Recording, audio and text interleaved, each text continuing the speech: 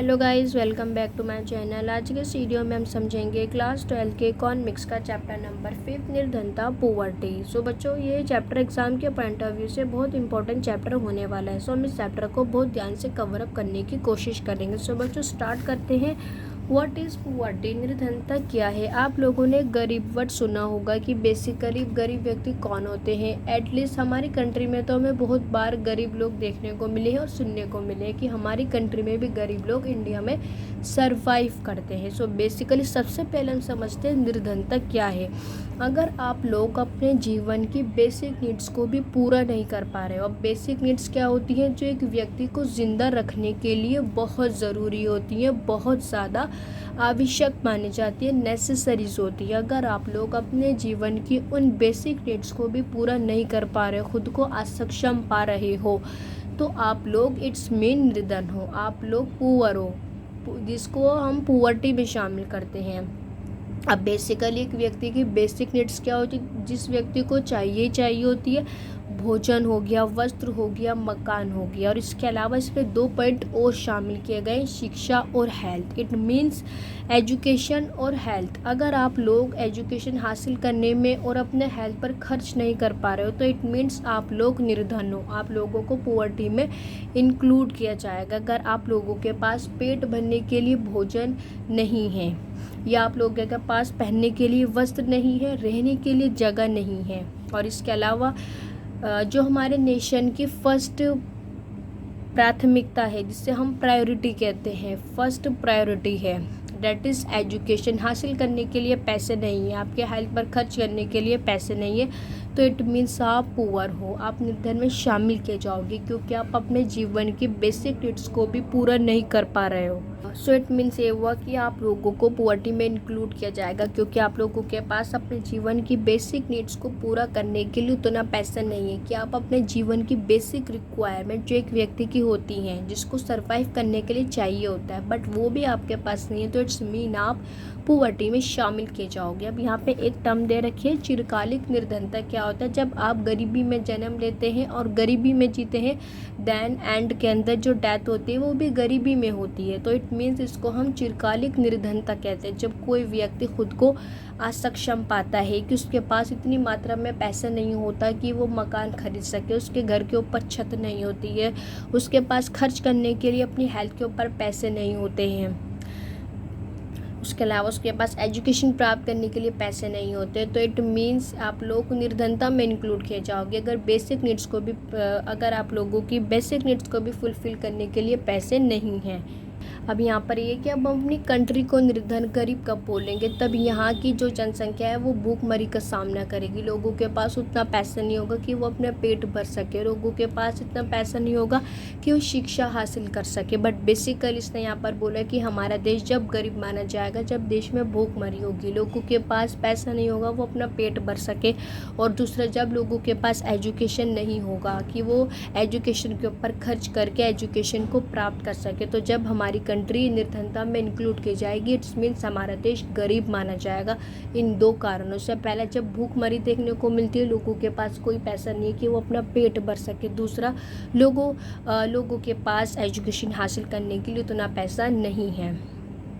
सो अगर हम वर्तमान की बात करें, प्रेजेंट की बात करें, तो उसने बोला है वर्ल्ड के अंदर 300 मिलियन लोग ऐसे हैं जो निर्धनता में इंक्लूड किए जाते हैं। क्यों किए जाते हैं? क्योंकि उनके पास अपने जीवन की बेसिक नीड्स को पूरा करने के लिए भी पैसे नहीं है। इट्स मीन आप गरीब हो, आप निर्धन हो। तो यहाँ 300 मिलियन लोग ऐसे हैं जो अपने बेसिक नीड्स को, जो एक व्यक्ति की ज़रूरत होती है, नेसेसरी होती है, जो उसे चाहिए होती है, सो उन लोगों को हम निर्धनता में इंक्लूड करते हैं, जिनके पास खाने के लिए, अपना पेट भरने के लिए भोजन नहीं होता है, पहनने के लिए वस्त्र नहीं होता है, रहने के लिए मकान नहीं होता है, बेसिकली हमारे जीवन की बेसिक नीड्स नहीं होती है, तो इट्स मीन हम निर्धनता में इंक्लूड किए जाते हैं। सो इस तरह यहाँ पर इसने बोला हमारा देश भारत इस चीज़ का 5वां हिस्सा है, जहाँ भारत में निर्धन लोग देखने को मिलते हैं, जिनके पास अपने जीवन की बेसिक नीड्स को भी पूरा करने के लिए पैसे नहीं होते। इट मीन्स उनके पास रहने के लिए जगह नहीं होती, वो शिक्षा हासिल नहीं कर पाते हैं, उनके पास पेट भरने के लिए भोजन नहीं होता, उनके पास पहनने के लिए वस्त्र नहीं होते। तो इस चीज़ के अंदर भारत को 5वां हिस्सा माना गया है। हमारे भारत देश को 5वां हिस्सा भारत में रहता है इन निर्धन लोगों का, जो अपने बेसिक नीड्स को भी फुलफिल नहीं कर पाते हैं, जो एक व्यक्ति की ज़रूरत होती है, जो व्यक्ति को चाहिए होती है। सो आई होप बच्चों आप लोगों को बहुत अच्छे से समझ में आया होगा कि बेसिकली व्हाट इज़ पुअर्टी, निर्धनता क्या है। सो उसके बाद हम नेक्स्ट टॉपिक समझते हैं निर्धन कौन है। सो इस टॉपिक में हम समझेंगे हु आर द पुअर, निर्धन कौन है। सो बच्चों इस चीज़ को समझने के लिए अर्थशास्त्र ने यहाँ कंपैरिजन किया है ग्रामीण क्षेत्र के लोगों को और शहरी क्षेत्र के लोगों को। इट मीन्स अगर ग्रामीण क्षेत्र में कौन कौन सी स्थिति पाई जाती है जिस बेस के ऊपर हम लोगों को गरीब बोलेंगे, एंड शहरी क्षेत्र में ऐसी कौन कौन सी स्थिति पाई जाती है जिसके बेस पे हम शहरी क्षेत्र के लोगों को गरीब बोलेंगे। तो बेसिकली यहाँ कंपैरिजन करेंगे। तो बात करते हैं ग्रामीण क्षेत्र की। तो उसने यहाँ बोला है अगर ग्रामीण क्षेत्र में श्रमिकों के पास, मजदूरों के पास ज़मीन नहीं है तो वो गरीब माना जाता है। इसके अलावा वो गैर कृषि कार्यों में लगे हुए हैं, मीन्स कि वो कृषि क्षेत्र को छोड़ करके किसी दूसरे कार्यों में लगे हुए हैं, एग्रीकल्चर सेक्टर को छोड़ करके। और तीसरा ये उन किसानों को गरीब माना जाता है जिनकी जो भूमि होती है वो छोटी होती हैं। सो आई होप आप लोगों को समझ में आएगा कि बेसिकली हम ग्रामीण क्षेत्र में किन लोगों को गरीब कहते हैं, जिनके पास ज़मीन नहीं होती है, वो भूमिहीन होते हैं और वो एग्रीकल्चर सेक्टर को छोड़ करके किसी दूसरे सेक्टर में लगे हुए होते हैं, मीन्स कि जिसे हम गैर कृषि कहते हैं। इट मीन्स वो एग्रीकल्चर सेक्टर में नहीं लगे हुए हैं। एंड उन किसानों को बोला जाता है जिनकी जो जोतें होती हैं वो बहुत छोटी होती हैं। इसके अलावा अगर हम ग्रामीण क्षेत्र की बात करें या उन मज़दूरों की, ग्रामीण क्षेत्र में रहने वाले उन मज़दूरों की, उन किसानों की, उन लोगों की बात करें जो शहरी क्षेत्र में आ जाते हैं। वो शहरी क्षेत्र में क्यों आते हैं बच्चों? वो इसलिए आते हैं ताकि वो जीविका प्राप्त कर सके, रोज़गार प्राप्त कर सके, उन्हें रोज़गार के छोटे छोटे अवसर प्राप्त हो, मीन्स कि वो करते हैं पलायन। इस टर्म को हम कहते हैं पलायन, जब ग्रामीण क्षेत्र से लोग शहरी क्षेत्र की ओर आते हैं। सो बच्चों बेसिकली ये जब लोग ग्रामीण क्षेत्र से शहरी क्षेत्र के आते हैं तो उनकी जो नौकरी होती है वो अनियमित होती है, मीन्स कि वो एक परमानेंट नौकरी के रूप में नहीं होती है। बेसिकली जैसे सड़क किनारे आप लोगों ने देखे होंगे जो कूड़ा उठाने वाले लोग होते हैं, या जो फूल बेचने वाली महिलाएं होती हैं, या जो आप लोगों ने स्ट्रीट के अंदर गलियों में मोची को बैठे हुए देखा हुआ होगा, जो जूतों वगैरह का काम करते हैं, जूतों चप्पलों का काम करते हैं। तो बेसिकली ये अनियमित मजदूर होते हैं, इनकी नौकरी परमानेंट नहीं होती है। सो बच्चों अगर हम इन लोगों के घरों की बात करें तो इनके घर जो हैं वो मिट्टी के बने होते हैं, कच्ची मिट्टी के बने होते हैं। इनकी छत की जो इनकी छत होती है वो घास से बनी होती है, छप्पर की बनी होती है, बांस की बनी होती है, और साथ ही लकड़ी से बने हुए इनके घर होते हैं। सो बच्चों ये एक निर्धन परिवार की विशेषता है कि उनके पास रहने के लिए कोई जगह नहीं होती, उनके पास पेट भरने के लिए भोजन नहीं होता, उनके पास जॉब नहीं होती, उनके पास छोटे मोटे अवसर होते हैं जिससे वे अपने जीवन के रोज़गार के अवसर को प्राप्त करते हैं, बट वो भी पूरी तरीके से अपने जीवन की फुलफिल नीड्स को कंप्लीट करने में खुद को असक्षम पाते हैं। उनके पास रहने के लिए जगह नहीं होती, उनके सिर पर छत नहीं होती। सो बेसिकली ये एक निर्धन परिवार की विशेषता है।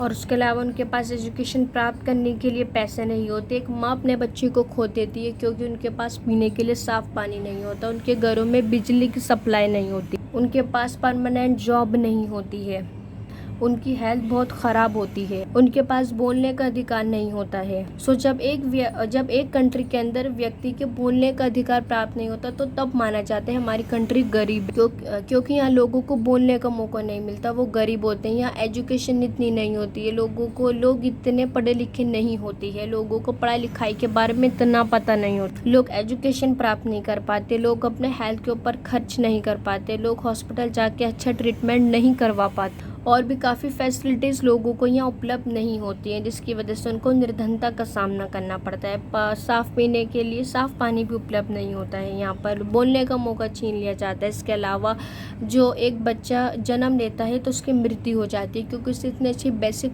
फैसिलिटीज़ उसकी मदर को और उस बच्चे को नहीं मिली है।